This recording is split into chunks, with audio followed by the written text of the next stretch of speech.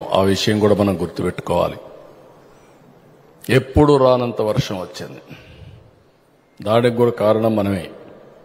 వాతావరణం సమతుల్యం కోల్పోయింది. ఎక్కడ చూసినా క్లౌడ్ బరస్టింగ్. ఒక్క కృష్ణా జిల్లాలో కోడూరులో 45 సెంటీమీటర్ల వర్షపాతం, జిల్లా మొత్తం 32 సెంటీమీటర్ల వర్షపాతం, హైదరాబాద్లో 20 సెంటీమీటర్ల వర్షపాతం పడితే హుస్సేన్ సాగర్ నిండిపోయి ఆ డ్యామ్ హుస్సేన్ సాగర్ బ్రీచ్ అవుతున్న భయంతో సర్ప్లస్ వేర్ని బ్రీచ్ చేశాం. అలాంటిది 45 సెంటీమీటర్లు ఇక్కడ పడింది. ఇంకో పక్కన తెలంగాణ ఏదైతే కృష్ణా రివర్కి కాంట్రిబ్యూట్ చేసేది విపరీతంగా పడి బుడమేరు, ఈ రెండు కూడా అన్ప్రెసిడెంటెడ్గా వచ్చాయి.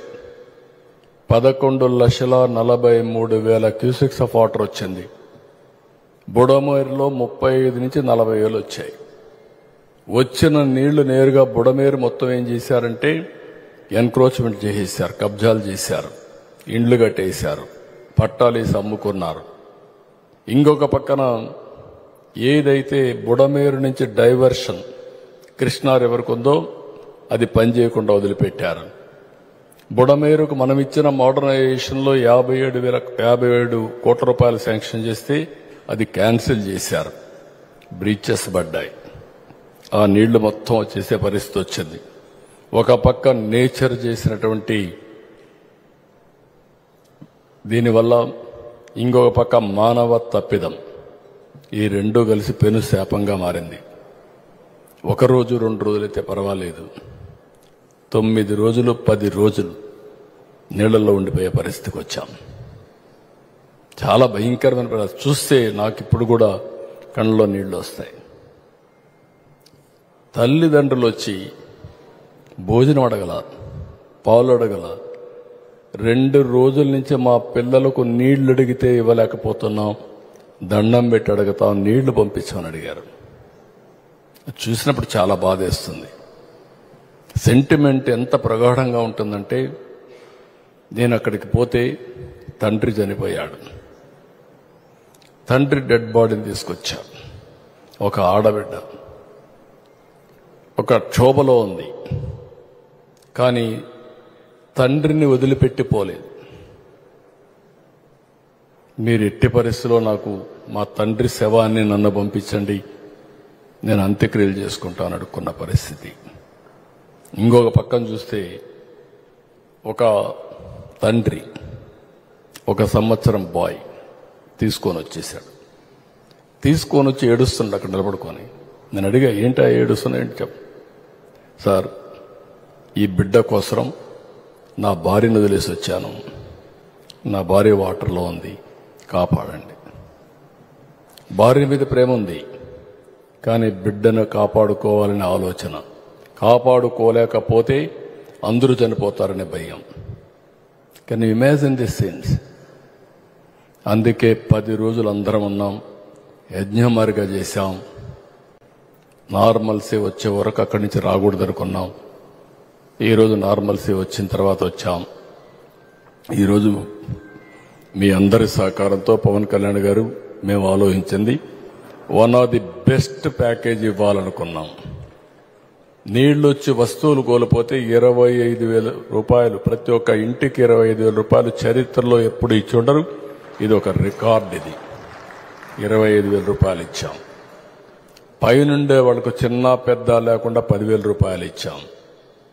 25 కేజీల బియ్యం, 1 కేజీ దాల్ కానీ, 1 కేజీ ఆయిల్, 1 లీటర్ ఆయిల్ కానీ, 1 కేజీ కందిపప్పు కానీ, 2 కేజీలు ఆనియన్, 2 కేజీలు టమోటా ఇచ్చాం. అందరికీ ఇచ్చాం.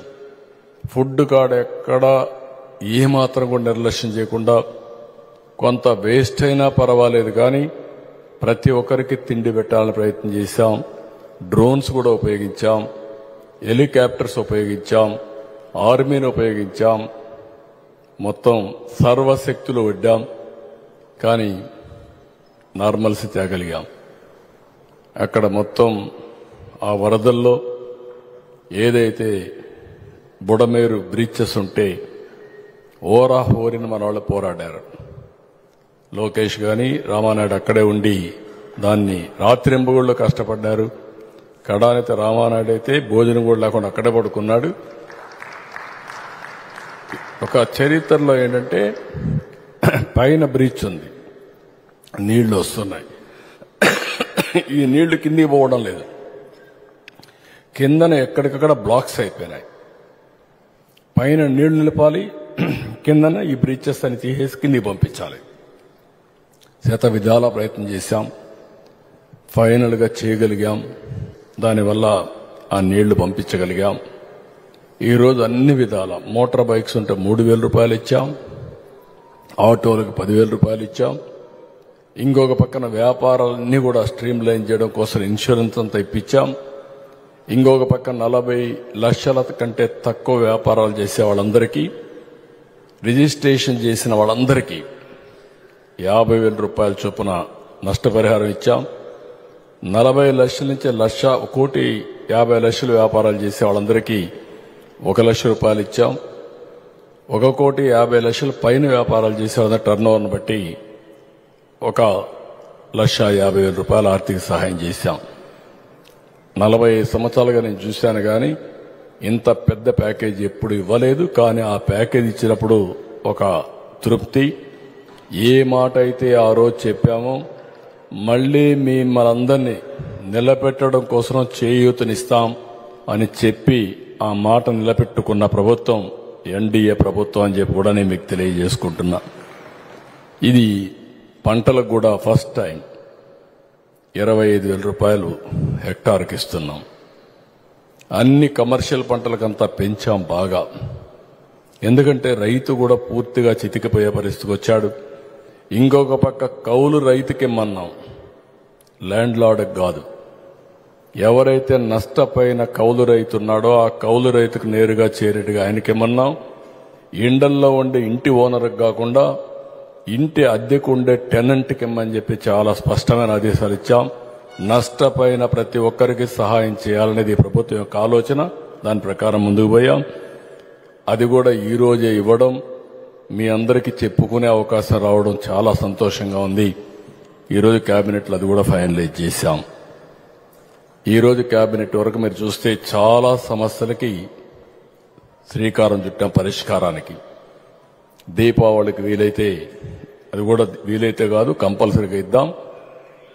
మరొక కార్యక్రమానికి ఏదైతే గ్యాస్ ఇస్తానో, ఉచిత గ్యాస్ ఇస్తాన్నామో దీపావళికి శ్రీకారం చుడుతున్నాం. మొదటి గ్యాస్ కనెక్షన్ ఆ రోజు ఇస్తాం, దానికి కూడా శ్రీకారం చుడతాం.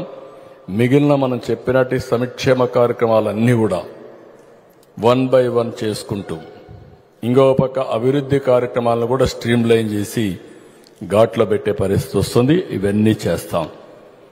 ఏదైతే మనం అందరం గుర్తుపెట్టుకోవాల్సింది, మనందరిపైన ఒక పవిత్రమైన బాధ్యత ఉంది. కోట్ల మంది ఆశలు పెట్టుకున్నారు.